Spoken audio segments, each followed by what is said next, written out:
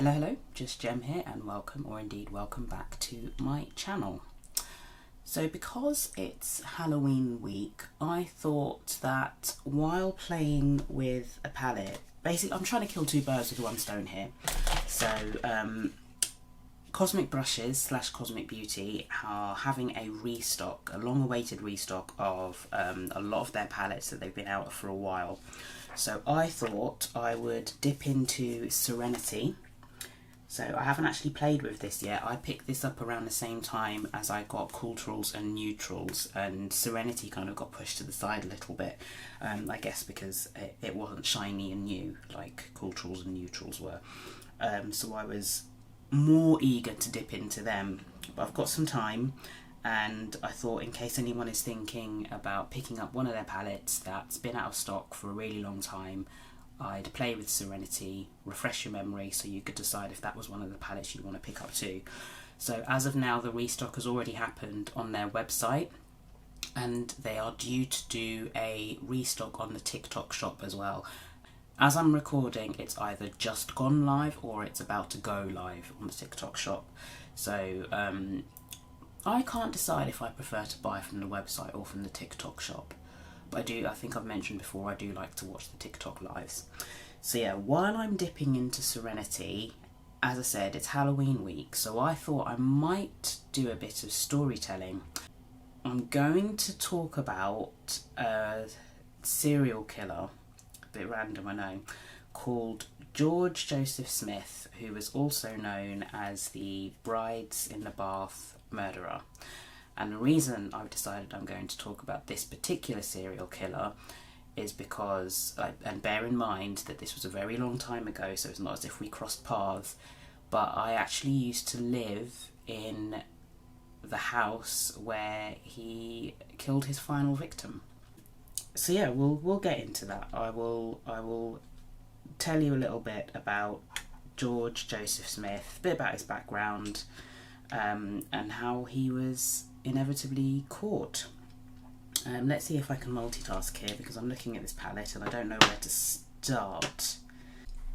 Giorgio Smith was born in Bethnal Green in London in 1872, and his dad was an insurance agent, which I'm wondering is where he got his sneaky little plan that he concocted, but we'll get to his sneaky little plan. I'm tipping into Earth, by the way, from Serenity. So I think he was involved in, take this with a pinch of salt, I'm just going off memory and a bit of Wikipedia to sort of refresh that memory. So I may not be 100% accurate, but there was a time when I knew all of this in great detail because he used to live in my house. So and there was even a Channel 4 documentary called Infamous Addresses that I appeared on. Quite a nice cool tone brown there. So yeah, as I was saying, born in Bethnal Green, dad was an insurance agent. When he was younger, was involved in lots of petty crime, and he was a bit of a master manipulator, to be honest. So he would meet these women and he would sort of convince them basically to steal for him. He'd get them in all sorts of trouble, and they would get themselves into trouble on his behalf. So I think one of his very first partners, she ended up going to prison, in fact, because she would steal from her employer for him. And then when she eventually got out of prison herself, she dropped him in it and then fled.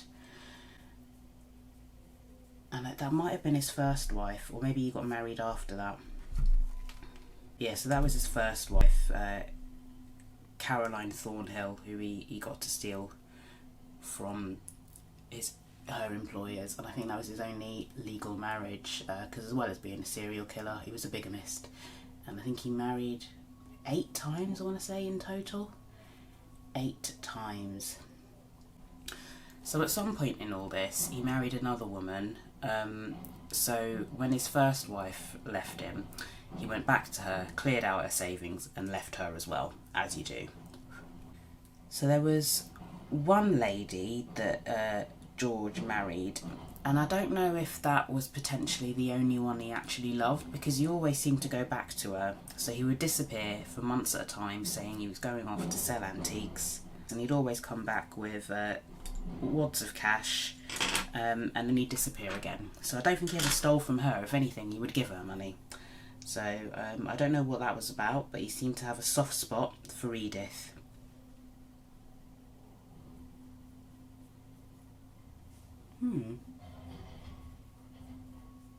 So a bit of time passes. George, obviously feeling like he needs a new wife at this point, marries a lady called Sarah Freeman, and her he clears out, takes all of her savings and disappears.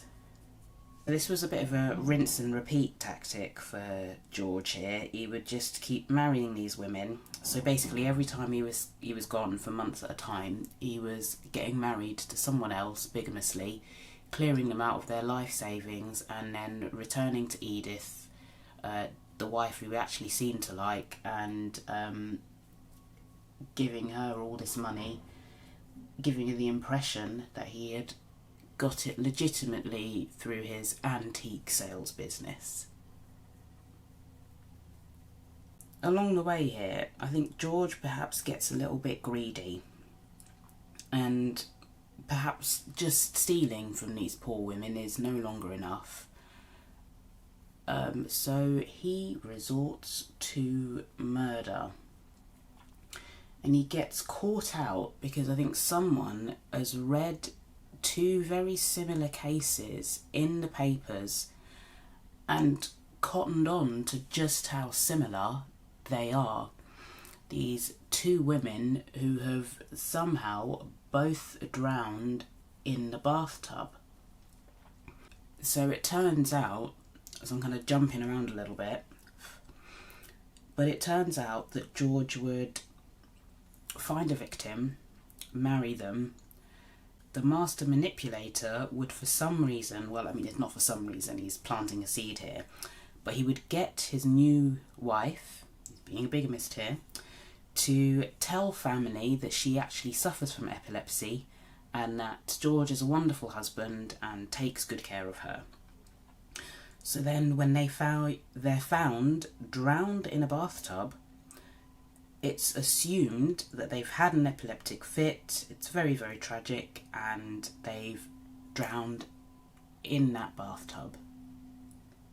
So this is one of the first cases where forensic science has sort of started to be used, because things just aren't adding up. For a start, bathtubs back then, they're not all that big, and one of his victims is about my height, 5'7". So even if she's had an epileptic fit in the bath and it's followed the normal sort of pattern an epileptic fit would follow, she's just, quite frankly, too tall to have ended up submerged in the water and drowned. So a combination of someone spotting the similarities in these cases, writing a letter to the police with newspaper clippings of two of these incidences that just seem to be far too similar to be coincidence. And then bear in mind, he's quite clever, this man. He's not using the same name. I'm referring to him as George, but I think he's used the name John Lloyd. He's used a different surname, so sometimes he's George Joseph Smith, sometimes he's George Williams. He's trying to not leave a trail behind, but unfortunately he is. What to do next? I'm winging this, by the way. I'm just picking colours that I'm drawn to. So I've used River, that blue, and Mystic, the black. I very rarely dip into a black, I must say. I know a lot of people immediately gravitate towards a black, but I don't tend to. But I felt like using it today. So I have... So jumping again a little bit, George marries a lady called Margaret Lofty. And Margaret Lofty was the victim who died in the house that I lived in. So like, bear in mind, this was in like 1914, so this is a good while before I lived there. I don't live there anymore. At first glance, there's never any sign of violence. It just looks like it's a really tragic case that a young lady has taken a bath, and it's been very unfortunate that she's had a seizure and she's drowned. It follows all the same patterns as those previous cases before, but because the police are kind of already on alert, and the coincidences between these cases is just that little bit too much, and their suspicions have been raised, and they've now had confirmation that George Smith is also George Williams, who's also George Rose, and however many other aliases he's trying to use. The net's closing on George here. The net is closing. So this is the shade Wanderer, and that is a very nice green. So these detectives back in the day, they were not letting this go because they knew something wasn't adding up. By this point, they had suspected that George was doing it, but when they're recreating it, trying to drown someone in the bath, they're putting up a fight, there's water everywhere, and they're just not able to understand how he's doing it. So they start hiring bathtubs and hiring female divers who are of a similar build to each of his victims, and trying to figure out how on earth he has pulled this off. Because whenever they try it and they try to drown them, there's kicking and flailing, there's water going everywhere. Like, you would know, there's immediate signs of a struggle. But in each of these cases, there's nothing like that. All initial indications point to someone having an epileptic fit in the bath and drowning. Until on one occasion, trying different ways with these volunteer female divers who are of a similar build, trying to figure out how he's done this, one of the investigators pulls one of the divers by her feet, sort of yanks her by her feet, and she's caught so much off guard she barely has time to react. And that's when they figure out how he's done it. He's caught them by surprise, he's yanked them by their feet, they've gone on under the water, and it's almost as if they've taken in so much water in such a short space of time, they've almost drowned sort of instantly. They don't have time to flail and react. When this investigator has recreated this and he's pulled her by her feet and she's effectively instantaneously drowned, he's yanked her out immediately and revived her, and then has basically got her to recount what has happened to her. And all she's able to say is that she just felt this sudden rush of water and that was it. So then, mystery kind of solved. They've now figured out how he must have been doing this and how no one had suspected up until that point that there was anything more sinister than a very tragic accident going on. With all these tests completed, they've got George banged to rights basically, and he's eventually arrested, he's tried, and he is hung for his crimes in 1915. I'm loving this combo, by the way. I'm getting distracted from telling you all about George because I'm too busy looking at how pretty my lids look. Ooh, that's nice. Opal was a good shout. A good shout. I have jumped around a bit, but that's also because George himself jumped around a bit. He was up and down the United Kingdom, marrying these poor unsuspected ladies, stealing from half of them, and murdering the others. There was a waxwork of him in Madame Tussauds. They even did a BBC dramatisation around Christmas a good few years ago where Martin Kemp played him.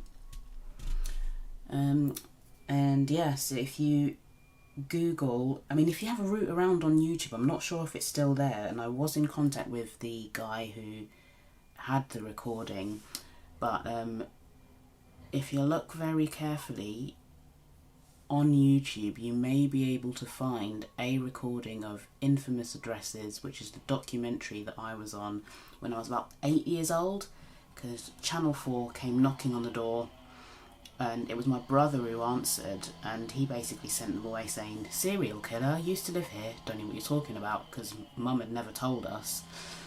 But the chap who had knocked, I can't get, this is stunning. Seriously, wow. But the chap who knocked, do I go green under, yeah, let me go green underneath, let's go in with Lagoon. But yeah, the chap who knocked was like, "Oh, well, let me leave my card anyway."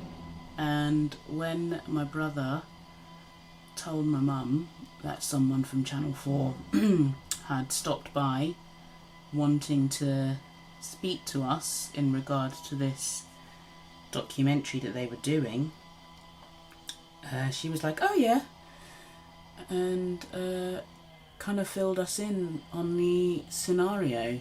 And then one evening, Channel 4 came around and filmed myself and my mum and interviewed us and sort of asked us how we felt about living in the house where George Joseph Smith had claimed one of his victims. And it's funny because the room that it happened in, the bathroom, my brother and I, we were never keen on using it because we always felt that it was too cold. Something that my mum said is, I mean, if you do believe in ghosts and you do believe in spirits, and it's Margaret's spirits, I don't think if she was a spirit there, she was a nice spirit. Right, so I think I was saying that if there was a spirit in our old house, it would have been Margaret, and I feel like she was a nice spirit. You know how you watch all these horror movies and it's these ghosts, these vindictive ghosts who are like, "Get out of my house," and who terrorise the inhabitants. No, nothing like that. And I do think there was a presence there. Like, a lot of people ask the question, do you believe in ghosts, and like, do you believe in spirits and things like that? And I think from living in that house, maybe it's because I was young, I mean, it's the house that I grew up in, and maybe because I was a bit younger, but then at the same time, don't they sometimes say that when you're a bit younger you're more perceptive to these kinds of things? So yeah, I do think that there was a spirit. And I have to apologise for my poor storytelling skills. Maybe next time I decide to do a storytelling video, I should pick a palette I'm familiar with so I don't get distracted by how pretty some of the colours are when I apply them. So this is a very old mini lippy from KVD Beauty, back when it was in fact Kat Von D, but I was feeling a bit of a purple lip with this look because I've used blue and green, so you know, let's now incorporate some purple. So this is the shade Mercy, and I love this because it's a really nice shade of purple with some sparkle in there. Sometimes I really suck at putting on lipstick. Maybe I shouldn't talk while I'm trying to do it. That might help, wouldn't it? This is like my go-to blush when I'm on camera these days. It's one of the NYX Buttermelt blushes, and I love to go into this because it's nice and pigmented, and I know it's gonna show up on camera. See, goes quite nicely with the purple lippy actually.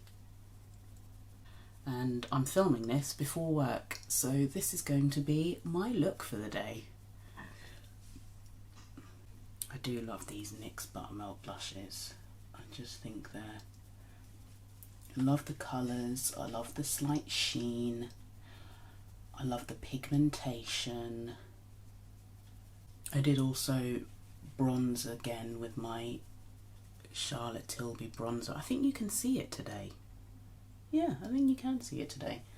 I think as I'm losing my summer colour, that bronzer is showing a bit more.